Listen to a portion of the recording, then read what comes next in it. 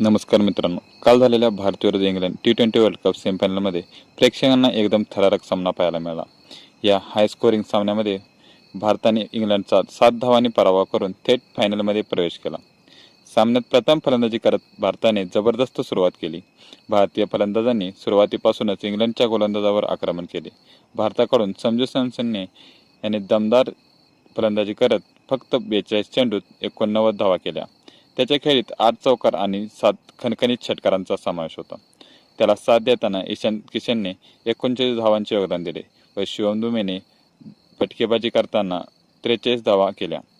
हार्दिक पांड्याने 27 धावा आणि तिलक वर्माने 21 धावा करत भारताला मोठा स्कोर उभारून दिला. 20 षटकामध्ये भारताने तब्बल 253 धावा केल्या आणि इंग्लंडसमोर 254 धावांचे मोठे लक्ष्य ठेवले. यानंतर मोठ्या धावसंख्येचा पाठलाग करताना इंग्लंडने ही जबरदस्त लढत दिली.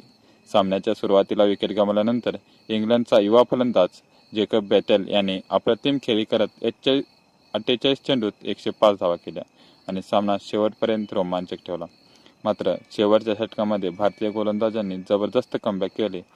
हार्दिक पांड्या, जसप्रीत बुमराह यांच्या शेवटच्या षटकात कमी धावा देणे भारताला दिलासा मिळाला. अक्षर पटेल यांनी डोळ्याचे पारणे फेडणारे 2 झेल घेत इंग्लंडला रोखले. जेकब बॅटेल रनआउट नंतर इंग्लंडची टीम 20 षटकांत 246 धावा करून शकली आणि भारताने हा सामना 7 धावांनी जिंकला. या विजयासह भारताने T20 वर्ल्ड कप 2026च्या फायनलमध्ये प्रवेश केला असून आता फायनलमध्ये भारताचा सामना न्यूझीलंडशी होणार आहे. तर मित्रांनो, तुम्हाला हा थरारक सामना कसा वाटला? भारत फायनल जिंकेल का? कमेंटमध्ये नक्की सांगा.